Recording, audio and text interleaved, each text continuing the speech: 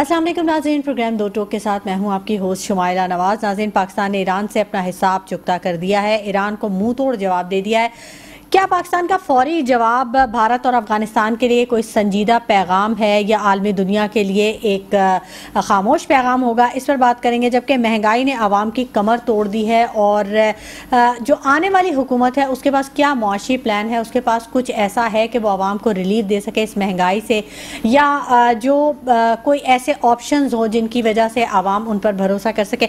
मुस्लिम league नून और परवेज़ खटक में backdoor राब्ते हो रहे हैं और क्या कोई नया इत्तेहाद बनने जा रहा है या कोई और सीट एडजस्टमेंट की बात हो रही है। आम इंतखाबात करीब आते ही सियासी दर्ज हरारत में इजाफा हो चुका है और इंतखाबी मुहिम जो है वो जोर पकड़ रही है। बिलावल भुट्टो साहब के धुआंधार खिताबात जारी हैं, मरियम नवाज साहिबा के धुआंधार खिताबात जारी हैं और अब मियां नवाज शरीफ ने भी पहले जलसे से खिताब कर लिया है और एज़ यूजुअल उन्होंने गुज़िश्ता से पैवस्ता ये बात की कि उन्हें निकाल दिया गया, उन्हें इक़्तिदार से हटा दिया गया और ये गैर आइनी काम किया गया, ये उनका कहना था। जबकि बिलावल भुट्टो ने 10 नुकाती एजेंडा जो पेश किया है वो बड़ा ज़ेर बहस है, क्योंकि जो वफाकी वज़ीर हैं मुर्तज़ा सोलंकी उन्होंने तो ये साफ़ तौर पे कह दिया कि ये तो एक दीवाने का ख्वाब हो सकता है, क्योंकि जो सूरत हाल है कि हम IMF से 1-1 अरब के लिए हम हाथ फैला के खड़े हुए हैं, ऐसी सूरत हाल में इनमें से कोई भी ऐसी नुक्ता नहीं है जो कि पूरा किया जा सकता है आने वाली हुकूमत के लिए। और बिलावल साहब ने यह भी बोल दिया कि दाएं बाएं नहीं देखता हूँ और बस अपना काम करता हूँ। ये दाएं बाएं देखने का क्या मतलब है, ये भी जानेंगे। जबकि मैट्रिक और इंटरमीडिएट के जो इम्तिहानात का मामला है वो खासा हॉट इशू है और फारूक सत्तार साहब ने ये बोल दिया है कि कराची के बच्चों के मुस्तकबिल को दाव पे लगा दिया गया, उनके साथ ज़्यादती की गई, दुश्मनी की गई, यानी टारगेट करके उनके लिए ये काम देखा गया है। MKM पाकिस्तान ने कराची के नौजवानों के लिए और तालिब इल्मों के लिए क्या इक़दाम किए हैं ये भी उनसे पूछेंगे। जबकि जो मुंतखब हुकूमत है उसके पास ऑप्शंस क्या हैं, क्या वो IMF के पास जाएगी, क्या दोबारा से जो सूरत हाल मुआशी सूरत हाल है वो ऐसी है कि आइंदा आने वाली जो नई गवर्नमेंट होगी वो संभल सकेगी या फिर उसको IMF की तरफ जाना पड़ेगा। सिंध हाई कोर्ट ने कराची से सियासी बैनर्स हटाने का हुक्म दे दिया है। जबकि PTI की अगर बात करें तो PTI धड़ों में तकसीम हो गई है। टिकट के तकसीम का मामला था ये और शहर कायद में ये मामला खासा तूल इख्तियार कर गया है और इसका फ़ायदा किसको होगा, दूसरी जमातें इसका कितना फ़ायदा उठा सकेंगी। बल्ला मैदान में नहीं है, हुकूमत क्या सादा खैरियत से बनेगी या नहीं, ये तमाम मौज़ूआत हैं जिन पर आज हम गुफ्तगू करेंगे। और मेरे साथ जो गेस्ट मौजूद हैं मैं उनका तारुफ करवा दूँ। बाबर अब्बासी साहब हैं, सियासी रहनुमा हैं, स्टूडियोज़ में मेरे साथ इस वक्त मौजूद हैं। जबकि हाफिज़ अब्दुल बर साहब पीपल्स पार्टी से इनका ताल्लुक़ है, ये हमें ज्वाइन करेंगे। और हुमायूं उस्मान साहब MKM से ताल्लुक़ रखते हैं, ये भी हमें ज्वाइन करेंगे। जैसे जैसे ये हमें ज्वाइन करते जाएंगे इनसे गुफ्तगू के सिलसिले को आगे बढ़ाएंगे। सबसे पहले बात करेंगे बाबर अब्बासी साहब से। अस्सलाम वालेकुम बाबर अब्बासी साहब, क्या हाल है? बाबर अब्बासी साहब खासे मसरूफ़ नज़र आ रहे हैं आप तो, जब से आपने उम्मीदवार के लिए आप आए हैं सामने, आपने तो अपना सारा टाइम और अपना जो वक्त है वो सारा अपनी आवाम के लिए वक्फ कर दिया। जी बिल्कुल, आवाम के लिए और पाकिस्तान के लिए। अच्छा, गुड, चलें, ये तो बहुत अच्छी बात है। अब ये जो आम इंतखाबात करीब आते ही जो सियासी दर्जा हरारत में इजाफा हो गया है, मौसम तो ठंडा है नाज़रीन, लेकिन जो सियासी दर्जा हरारत है वो बढ़ रहा है। इंतखाबी मुहिम आगे चल रही है और इसमें जो ये सियासी रहनुमाओं के खिताबात का सिलसिला है, बिलावल भुट्टो साहब ने जो 10 नुकाती एजेंडा पेश किया है, आप समझते हैं उसमें से कोई ऐसा नुक्ता है जो कि काबिल अमल है? बिस्मिल्लाहिर्रहमानिर्रहीम। सबसे पहले तो मेरे ख्याल में जो सबसे पहले मेरे दिल के अंदर भी खुशी है और मेरी कौम में भी खुशी है और मैं अफ़वाज पाकिस्तान को सलाम भी पेश करता हूँ और मैं समझता हूँ कि हमें यही चाहिए, चाहे कोई भी मुल्क क्यों न हो, हमें 5 मिनट भी वेट नहीं करना, उसको उड़ा के रख देना है। इंशाल्लाह 24 करोड़ अवाम अपनी अफ़वाज पाकिस्तान के साथ खड़ी है, इसलिए कि हमने क्या, हमें इतना आसान ले लिया सबने कि जिसका जो मर्जी है वो करे। और मैं सबसे पहले अफ़वाज पाकिस्तान के हर जवान, हर जनरल, हर कर्नल, हर मेजर को खराज तहसीन पेश करता हूँ। आप मुबारक के मुस्तहिक हैं, आप हीरो हैं हमारे, इंशाल्लाह हुकूम आपके साथ खड़ी रहेगी। दूसरे लफ्ज़ों में एक बात आपने अभी थोड़ी देर कही कि मैं सिंध हाई कोर्ट को मुबारकबाद पेश करता हूँ कि ये चीज़ बिल्कुल होनी चाहिए कि कोई बैनर किसी का नहीं होना चाहिए, लोग इतना करोड़ों रुपए जो मुल्क के ला के चोरी किया हुआ पैसा ला के इन बैनरों पे इन पे लगाते हैं, तो ये भी एक आवाम के साथ ज्यादती है। और दूसरी सबसे बड़ी बात ये हो जाती है कि इन बैनर्स पे उनके नाम लिखे होते हैं, कायदीन की तस्वीरें लगी हुई होती हैं, बनी हुई होती हैं। होता ये है कि जब ये मौसम इन पर असरअंदाज होता है, फिर ये ख़राब होके चीथड़ों की शक्ल में लटक रही होती हैं, जो शहर की खूबसूरती है वो सबसे ज़्यादा इसका मुतासर होती है। फिर इस पे पाकिस्तान के फ्लैग भी बने होते हैं, कई उस पे पार्टी के फ्लैग भी बने होते हैं, वो कदमों में होते हैं, वो भी ज़ाया होती है। बिल्कुल। तो ये बड़ा तकलीफ दे होता है, बहुत ज़्यादा। बिल्कुल, आप माशाल्लाह बिल्कुल ज़बरदस्त है। और दूसरा, अब आपने जो बिलावल साहब का कहा, मेरे लिए बिलावल काबिल एहतराम है, ज़ाहिर है सियासतदान है, मैं किसी के लिए कोई ऐसी बात नहीं करने चाहता, लेकिन मेरी ज़रूर देखें, जब अगर इंसान सच नहीं कहता ना, तो मैं समझता सच कहना लाजमी है। यहाँ लोग आके अपनी अपनी पार्टी को इस तरह डिफेंड करते हैं कि वो मेरे ख्याल में अल्लाह को भी भूल जाते हैं, कहते हैं हमारे ही कायदीन सब कुछ हैं। ऐसा नहीं है। बिलावल साहब को सबसे पहले सिंध के अंदर फोकस करनी चाहिए। और मैं कहूँगा कि कराची, अगर देखें किसी ने अगर 15 साल में 2 प्रोजेक्ट बनाए, 3 प्रोजेक्ट बनाए, तो ये चीज़ें नहीं होंगी। अब लोगों को कौम को बताना पड़ेगा कि हमने किया क्या है। आप आएँ हमारे साथ, मैं दावत देता हूँ, आएँ हमारे साथ गली कूचों मोहल्ले में, जिस हल्के में मैं खड़ा हूँ उस हल्के के अंदर जाएँ, बंदा चल नहीं सकता है। जो इंडस्ट्रियल एरिया भी कहलाता है, कुरंगी एक बेहतरीन इलाका है, लेकिन वहाँ आदमी किसी पार्टी ने कोई काम नहीं किया। ये हमारे लिए तकलीफ दे बात है। और फिर मैं आपको बताऊं कि मुझे दुख होता है कि आज ये कोई किसी के खिलाफ ऐसी ऐसी बातें करते हैं स्टेज पे खड़े होके। कल तो साथ बैठे थे और आने वाले वक्त में भी साथ बैठेंगे, लेकिन एक बात जहन में रखें कि ना पाकिस्तान पीपल पार्टी, ना नून लीग, ना तहरीक इंसाफ, ना कोई और जमात मुल्क को अकेले चला सकती है। इस वक्त मुल्क जो है ना अफीम तफहीम से चलेगा, और सारी पार्टियां अगर मिल के चला सकती हैं तो चला लेंगे। ये कोई दीवाने का ही ख्वाब होगा अगर कोई पार्टी ये कहे कि मैं मुल्क को सीधे रास्ते पे कर लूंगा। इससे तो मेरा बड़ा इख्तिलाफ है। आप जब भी कहते हैं कि इत्तेहाद में चलना चाहिए, इसलिए क्योंकि इत्तेहाद में हम 16 महीने चले अगर इत्तेहाद नहीं करते, मैं आपकी बात बिल्कुल से, आप इत्तेहाद ना करें, लेकिन कोई भी आदमी इलेक्ट होके आ रहा है तो फिर उसको आराम से थोड़ा काम तो करने दें। कोई भी आए, मैं किसी एक के लिए नहीं कह रहा, ताकि फिर पता चल जाए। देखें, कोई आदमी 1 साल 6 महीने में मुल्क नहीं सीधा कर सकता, उसको टाइम चाहिए।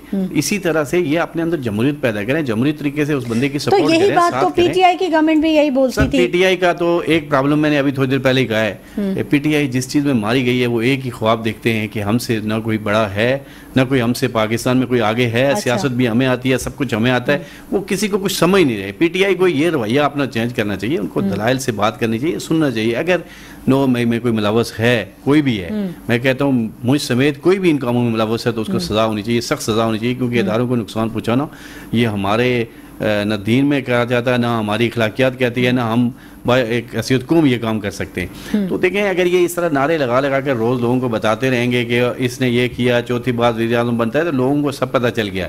अब बादशाहूर हैं, अब सिंध के अंदर एक हारी है ना, उसको भी पता है। पंजाब के अंदर एक दूर दराज गाँव देहातों में रहने वाला, उसको भी पता है कि मेरे साथ क्या हुआ क्या नहीं।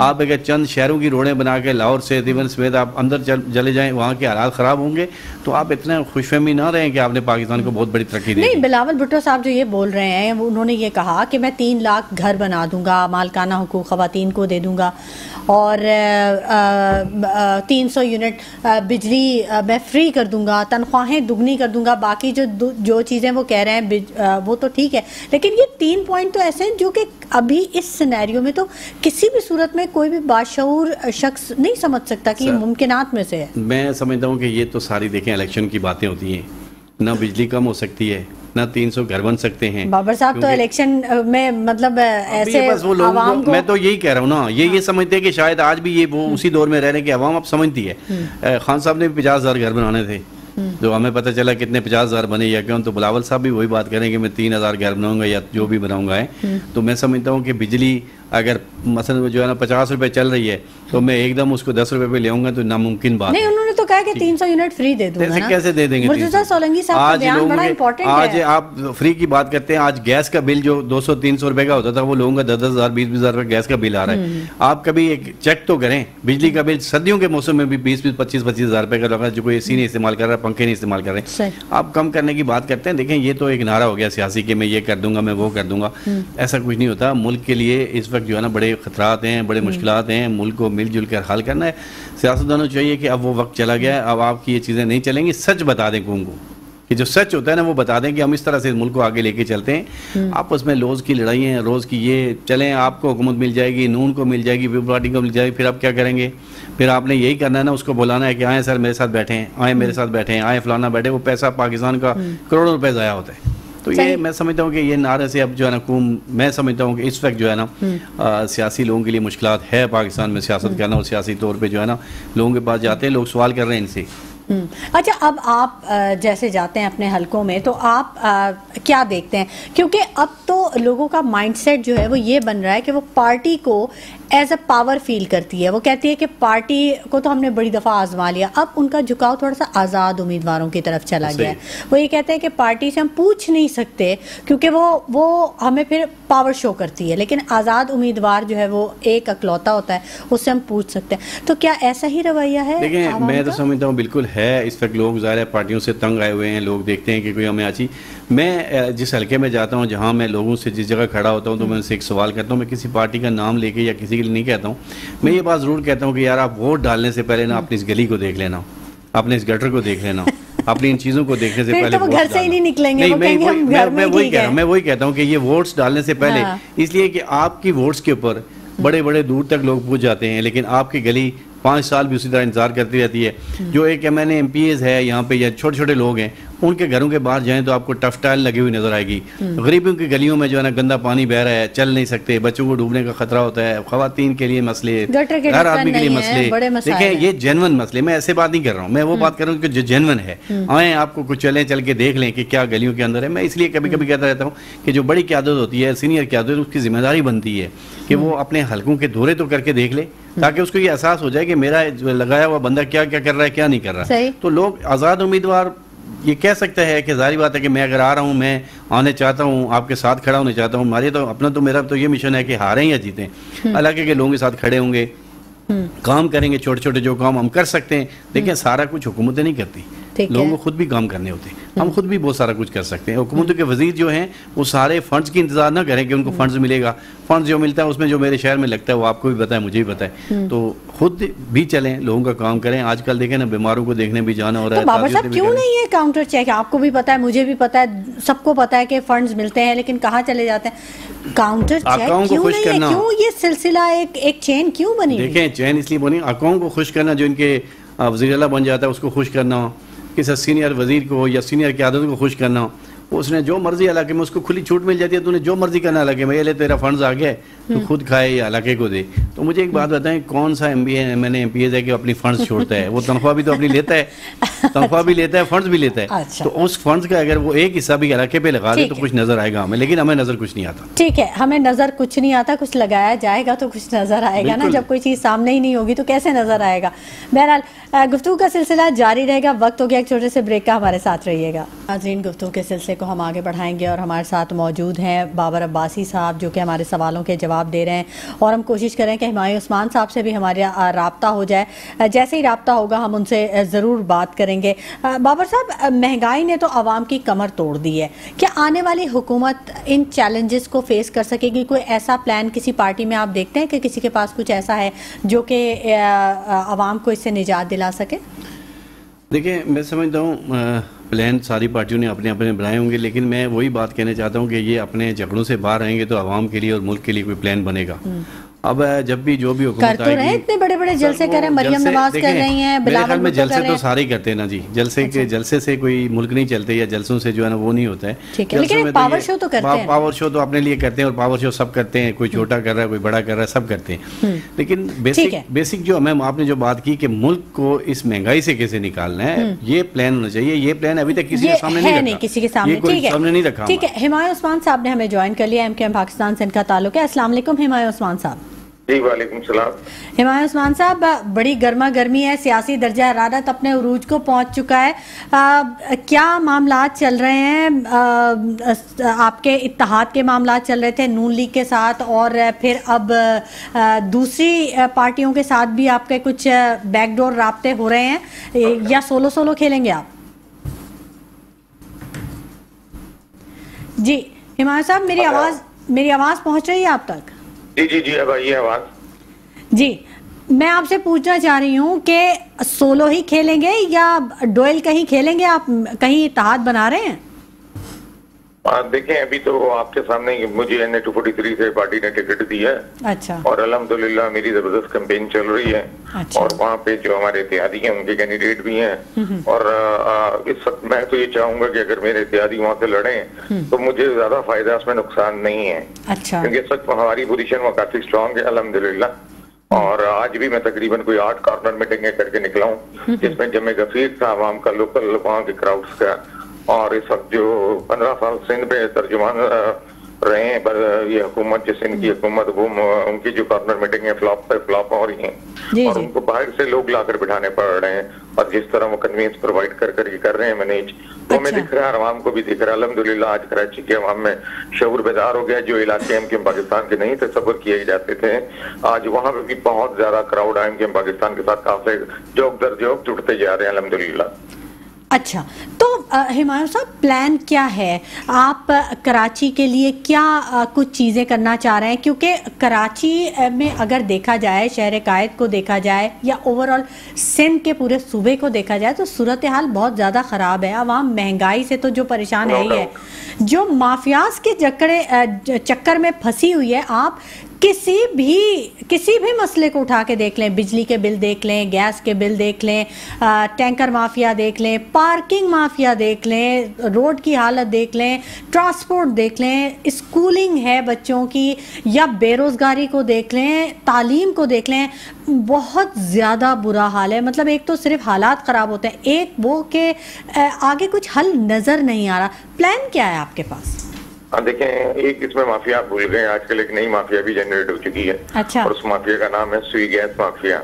लोगों की गैस, जी मैंने गैस का जिक्र किया है जी। अच्छा, जी बिजली के साथ चले। प्लान तो देखें, एमकेएम पाकिस्तान ने जितना क्लियर स्टांस इस वक्त दिया, शायद वो आपने भी देखा होगा कि हमने कहा कि आइन में जब तक 3 तरमीम नहीं होंगी, आइन में 3 तरमीम कर NFC अवार्ड के बाद PFC अवार्ड का इजरा नहीं होगा तो पाकिस्तान में इनकलाब नहीं आ सकता। हिमायत साहब, अभी अमीर जमात इस्लामी कराची हाफिज नईमुर रहमान साहब ने बड़ा इज्तिमा किया है इसी गैस की कीमतों के हवाले से, और उन्होंने कहा इतने टैक्सेस लगा दिए हैं गैस के ऊपर कि एक तंदूर वाला भी जो है वो लाखों का बिल पे करने पे आ गया।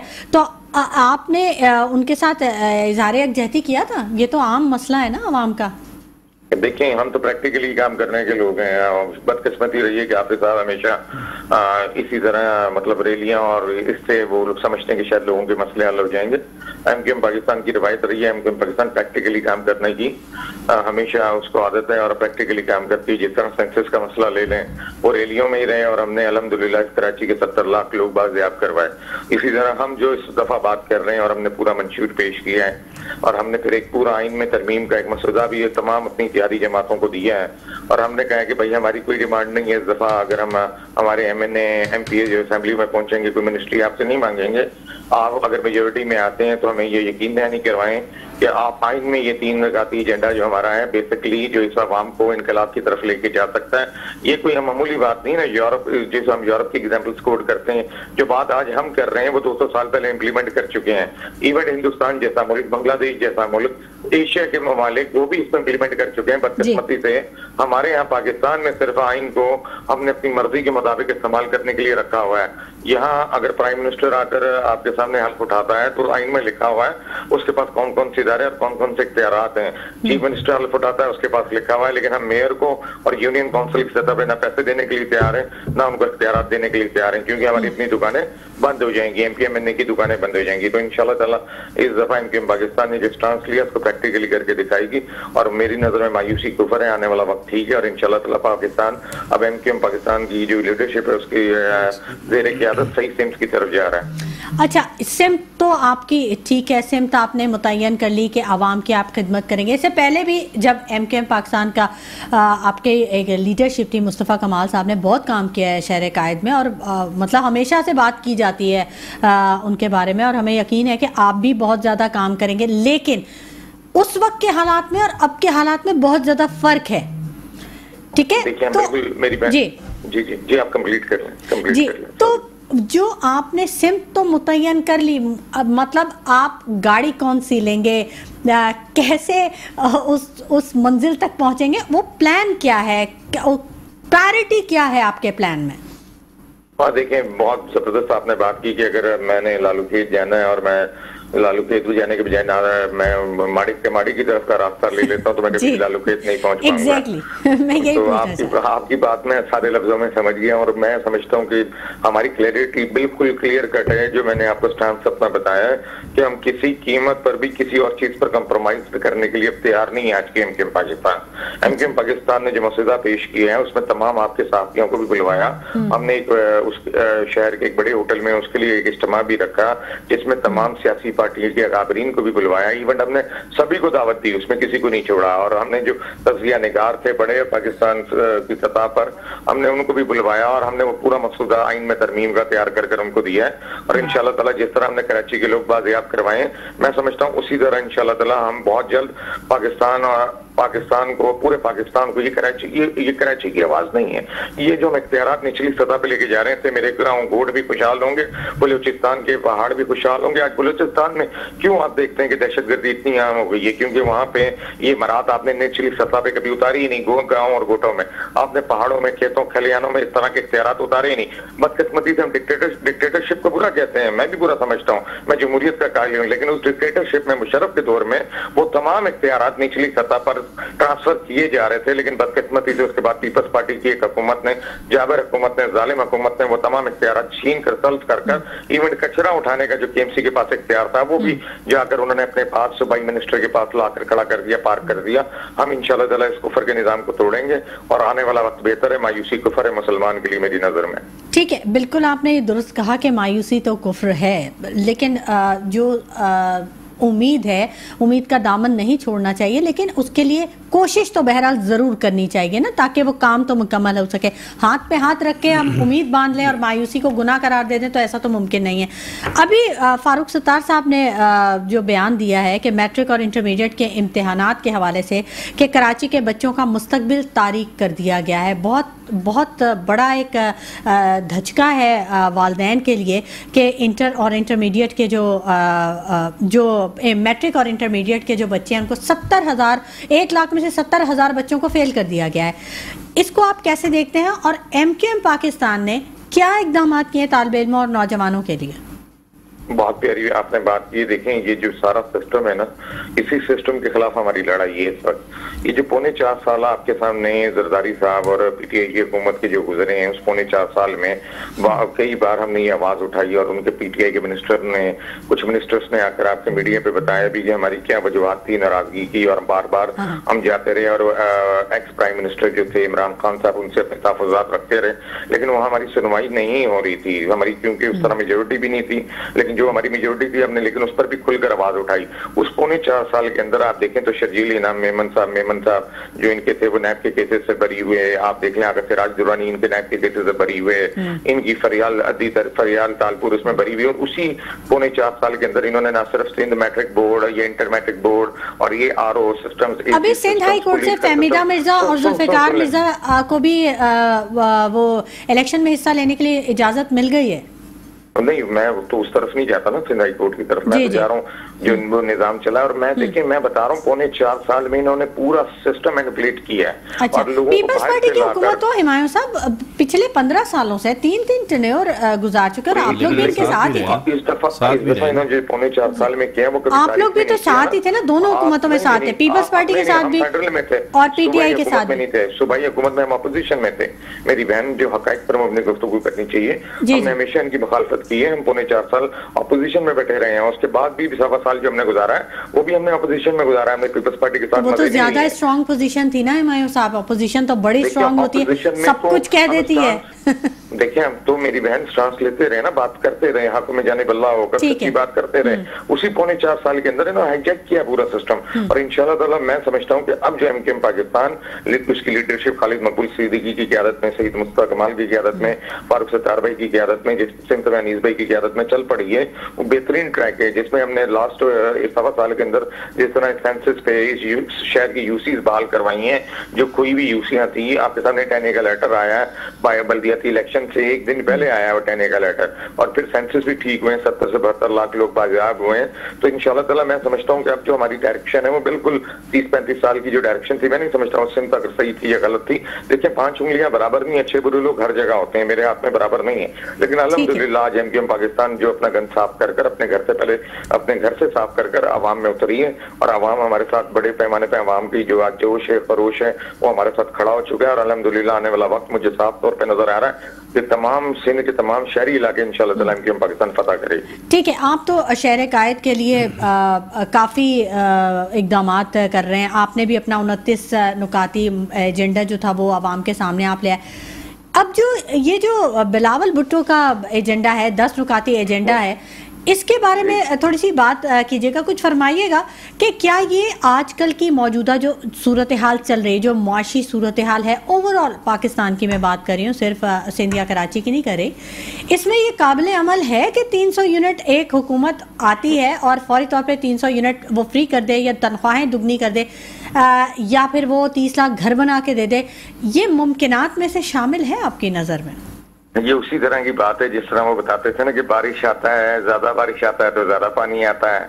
तो जिस बंदे की ये सोच मैं दूं तो मैं नहीं समझता कि ये मैं समझ रहा हूँ कि बिल्ली के खाब में चिचड़े, लोगों को बेवकूफ बनाने की एक नई सिमत है। आपने कराची से कश्मीर तक कोई यूसी बता दें जो आपने रोल मॉडल बनाई है, और आपने जो अभी तहफ़्फ़ुज़ात और जो आपने बताया लोगों की मजबूरियां मुझे गिनवाई, बाखुदा आप अगर डिस्ट्रिक्ट केमाड़ी की तरफ आ जाए तो इससे कई गुना ज्यादा है। यहाँ पे मंशियात गली गली बिक रही है, यहाँ मेरी माएँ बहनें औरतें बच्चे कचरे के ढेरों में बैठ मंशियात का इस्तेमाल कर रही हैं। आप अंदाजा नहीं कर सकते इस वक्त यहाँ पे क्या हालत है बाखुदा। तो कहाँ है गवर्नमेंट, कहाँ है गवर्नमेंट के रेड इदारे, कहाँ है, क्या काम कर रहे हैं हुमायूं साहब, क्यों नहीं उन तक ये इन्फॉर्मेशन है? देखें 11 तारीख को 11 दिसंबर को आपको पता स्ट्रेट फायरिंग हुई, मेरे 3 साथी शहीद कर दिए। उसकी वजूहत यही थी ना कि स्ट्रेट के अंदर स्ट्रेट बनाकर बैठे हुए थे।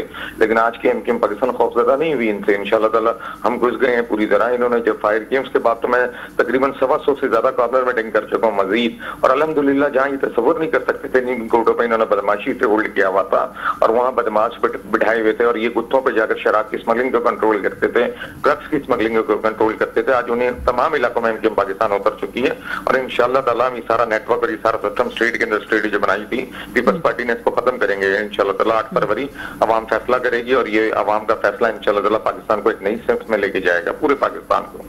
ठीक है, ठीक है हुमायूं उस्मान साहब, आप हमारे साथ ही रहिएगा। हमारे स्टूडियोज में बाबर अब्बासी साहब भी मौजूद हैं और वो आपसे कुछ पूछना चाह रही। मैंने कहा कि आपसे तमाम बातें मुकम्मल कर लूँ, फिर मैं बाबर साहब की तरफ आती हूँ, इसीलिए आपसे बात करती रही।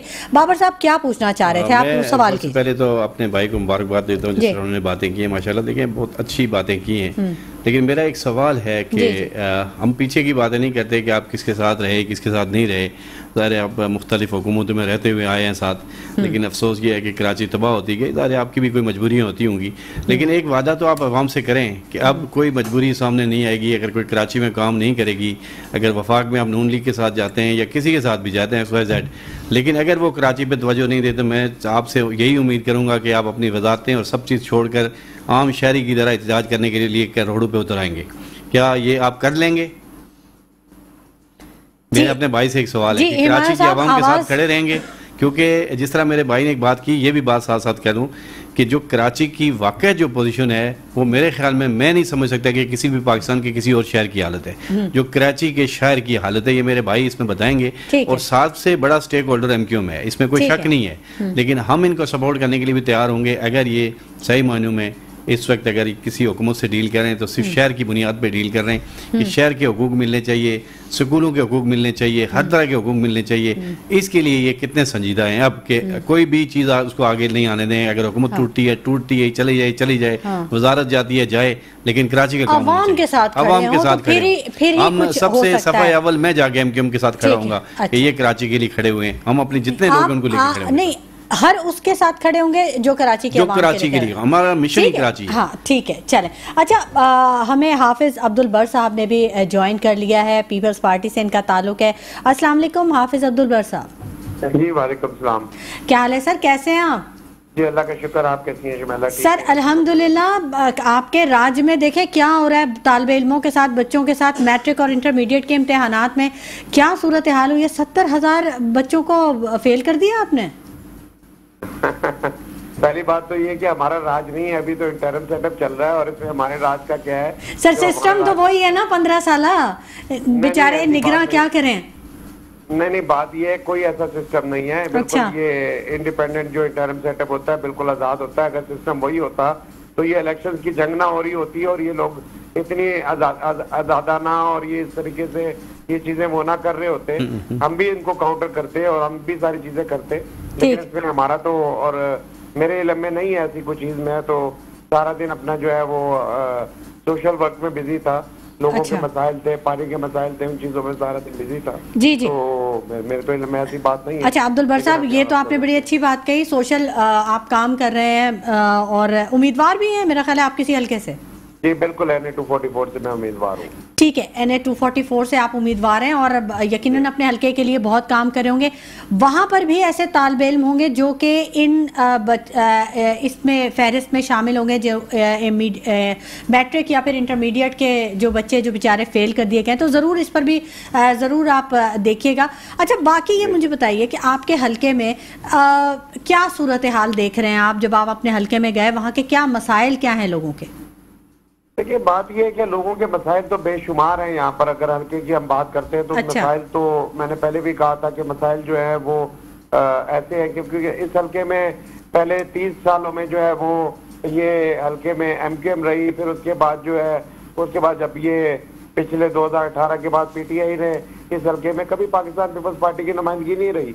और इस हल्के में खास तौर पे सुरजानी से और ये जो मेन जो पीपल्स पार्टी जो MQM के जहाँ पर ज्यादा गढ़ है, जहाँ पर सारे उर्दू बोलने वाले रहते हैं, हमारे भाई रहते हैं, बाशऊर लोग हैं, उन्होंने रिजेक्ट कर दिया इन सबको। बहुत सारे सेक्टर इंचार्ज इनके जो है वो उन्होंने पाकिस्तान पीपल्स पार्टी ज्वाइन की और बहुत सारे लोग ऐसे हैं कि जो बेचारे अवाम में शदीद किस्म की फ्रस्ट्रेशन है।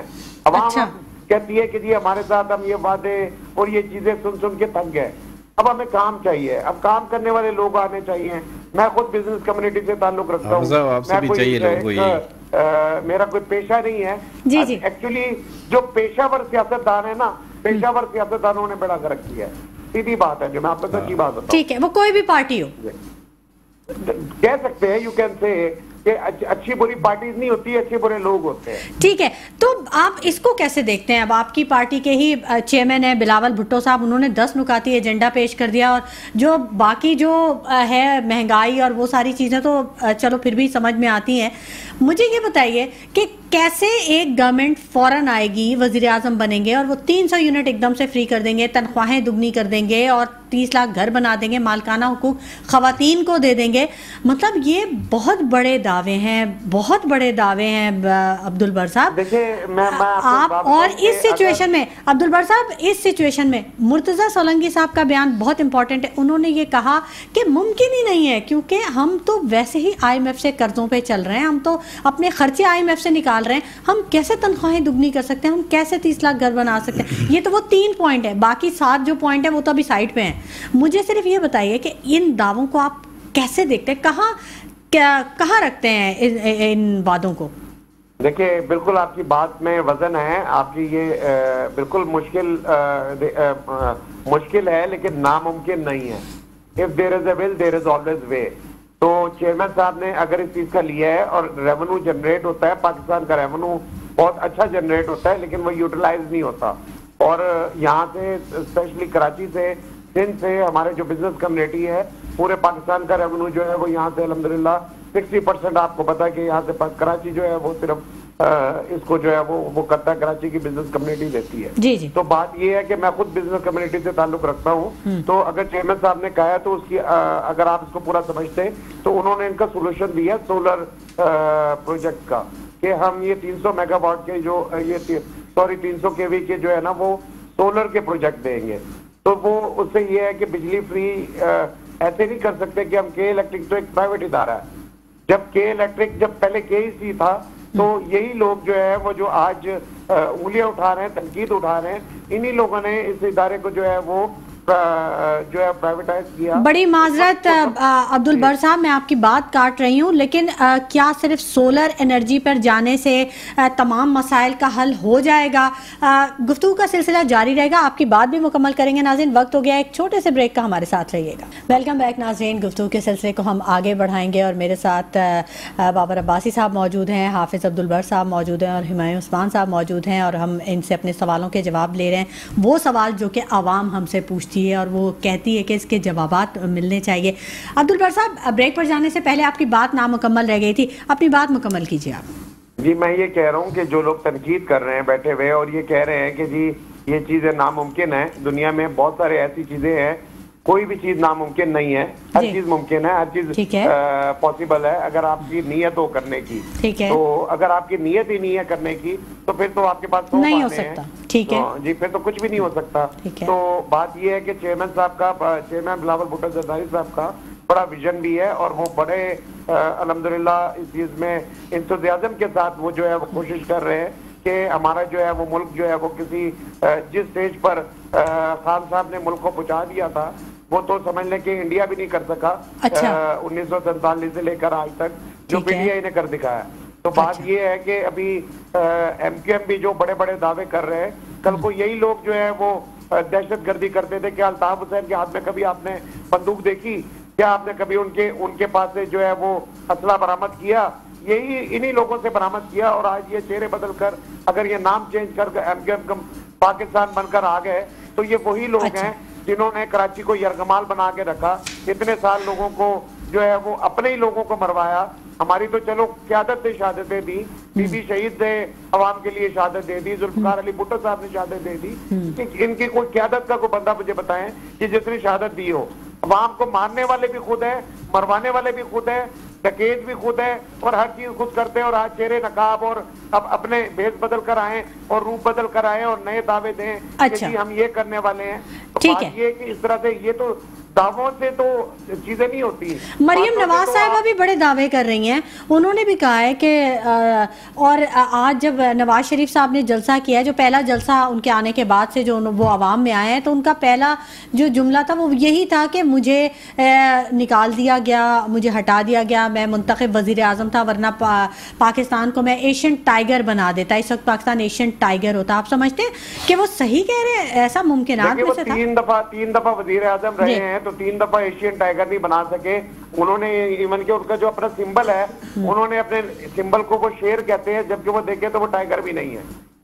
ठीक तो अजीब सी शक्ल का सिंबल है। तो वो उनको ये भी नहीं पता कि हमने बात क्या करनी है। वो तो हमारे चेयरमैन साहब ने बड़ी अच्छी बात की कि पहले मुझे कहते थे कि मुझे क्यों निकाला, अब वो ये कहते हैं कि जी मुझे क्यों बुलाया। अच्छा। तो बात ये कि ये तो एक बड़ी साफ सुथरी सी बात है। अच्छा। कि अगर उन्होंने डिलीवर करना होता, सिर्फ पंजाब की सियासत कर रहे हैं, अगर वो पूरे मुल्क के वज़ीर आज़म होते तो पूरे मुल्क के ऊपर वो काम करते, तरक्याती काम करते, सब चीजें करते। सिर्फ लाहौर को बनाने से वो समझ रहे हैं कि जी शायद मैंने पूरे पाकिस्तान को जो है वो जीत ली है। तो ऐसी बात नहीं है।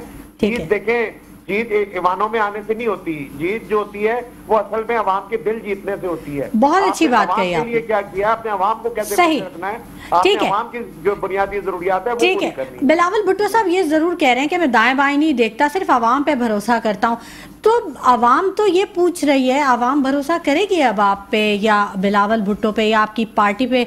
आपके पास कोई ऐसा मॉडल है, कोई रोल मॉडल ऐसा है? नवाज शरीफ साहब के पास तो है ना, लाहौर है, वो कहते हैं मैं लाहौर जैसा पूरा पाकिस्तान बना दूंगा। आपके पास है कोई ऐसा मॉडल? आप कहें मैं लाड़काना जैसा पूरा पाकिस्तान बना दूंगा? जी जी बिल्कुल है। हमारे सिंध में अल्हम्दुलिल्लाह बड़े बड़े मेगा प्रोजेक्ट्स आ रहे हैं। हमने पीपल्स बस सर्विस दे रहे हैं, दूसरे कॉलेजेस दे रहे हैं, यूनिवर्सिटीज बना रहे हैं। बहुत सारे हमारे ऐसे प्रोजेक्ट्स हैं जो कि देखिए बात ये है कि मुझे समझ में नहीं आती कि कहते हैं कि दूसरों की आंखों का तीनका निकालते हैं, अपनी आंख के शती नजर नहीं आते इनको। अब बात ये है कि जो काम पीपल्स पार्टी करती है, ठीक है, हम लोग पीपल्स पार्टी जो है वो मीडिया में थोड़ा पब्लिसाइज कम कर सकते हैं। हमारे मीडिया के मामले में कमजोर जरूर है, लेकिन काम के मामले में कमजोर नहीं है। हम अपने कामों को हाईलाइट नहीं कर पाते, लेकिन हमारे काम जो है वो अल्हम्दुलिल्लाह ग्राउंड पे नजर आते हैं। सर क्यों नहीं हाईलाइट कर पाते? आपके पास सोर्सेज तो हैं सारी, आप एजुकेटेड भी हैं, आप जो जदीद टेक्नोलॉजी है उससे भी वेल अवेयर हैं, तो फिर क्यों नहीं आप अपने आप को मीडिया पे एक्सप्लोजर लेते अपना? नहीं, अब देखें, अब बात ये है कि अब अल्हम्दुलिल्लाह इन चीजों को हमने फोकस लिया, अब हमने देखना भी शुरू किया है और हमने इसके ऊपर जो है वो बकायदा इसको हम चाह भी रहे हैं कि ये सारी चीजें जो है, मतलब आपका स्टाइल बड़ा दरवेशाना है कि हमने काम कर दिया और हम किसी को कहा भी नहीं। ये तो सर, ये तो कुछ अलग सा नहीं है?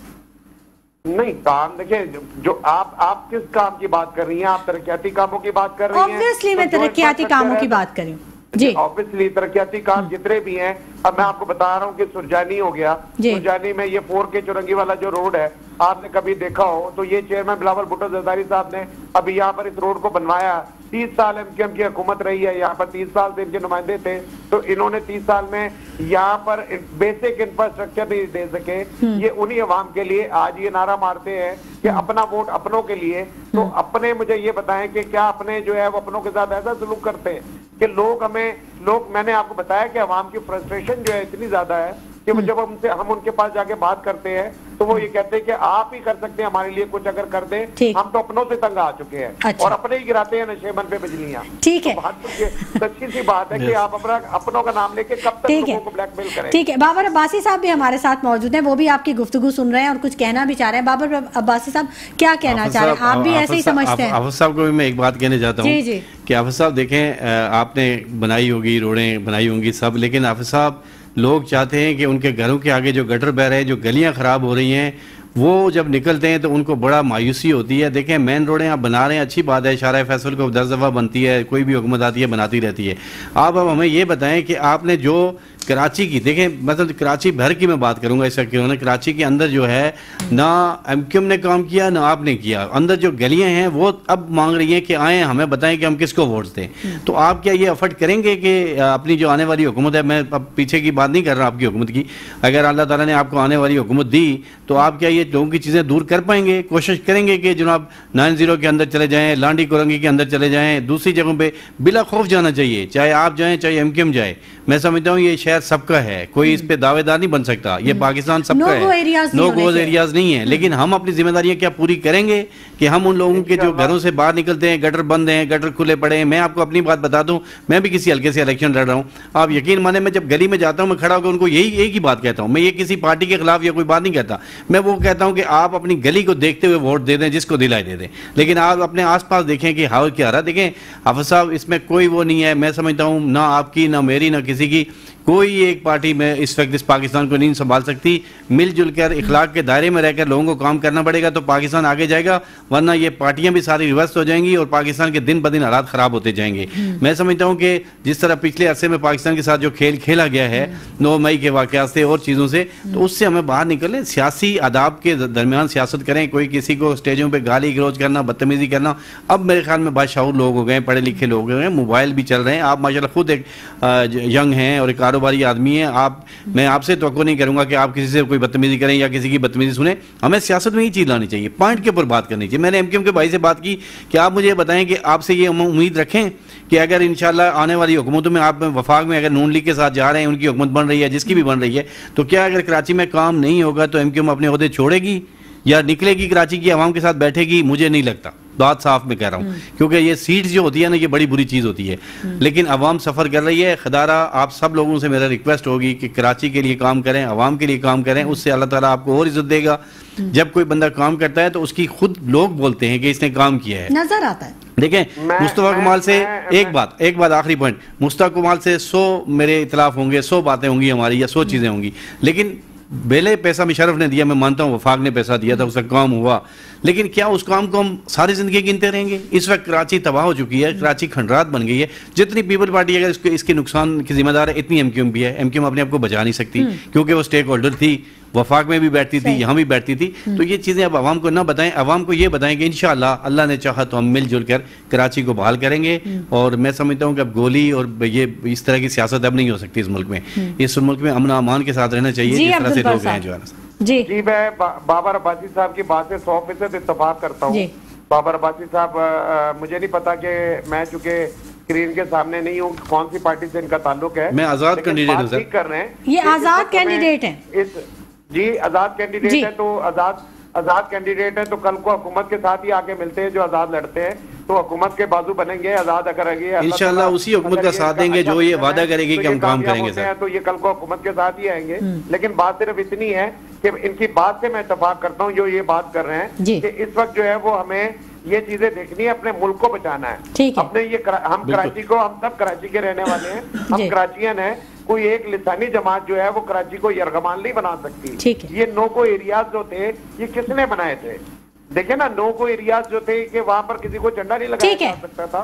इवन के किसी के कोई अगर किसी की मैयत हो जाती थी वहां से मैयत नहीं उठा सकते थे। तो ये हम नहीं भूलते हैं ये चीजें। ठीक है, देखिए हम कराची में हमने भी शादी। बर साहब, आप वक्त कम रह गया है, आप अपनी बात को कंक्लूड कर दीजिए। जी, वक्त तो मुझे आप हमेशा कम वक्त देती है शुमाइला। अगर आप इनको हमारा भी वक्त दे दें जी, हमारा वक्त भी दें सर। आपको काफी वक्त दिया मैंने, लास्ट के सारे मिनट आप साहब को हमारा वक्त भी दे दें जी। जी चले, खैर एनीवेज, कभी मौका मिला तो डिटेल में भी बात करेंगे। लेकिन बात ये कि कराची के काम, तरक्याती काम जो है वो बड़े जरूरी है। ये हमें करने हैं और हमें मिलजुल कर करने हैं। इस चीज से हटकर बालादर होकर के कौन सियासी जमात का, अगर कोई मुखालिफ जमात का काम कोई नुमाइंदा भी अगर कोई अच्छा काम करता है तो मैं उसको अप्रिशिएट करता हूँ, चाहे कोई भी हो। अच्छा काम अच्छा है। देखिए, अच्छे काम को बुरा कोई नहीं कह सकता, लेकिन अगर कोई बुरी चीज है तो उसको कभी हम अच्छा नहीं कह सकते।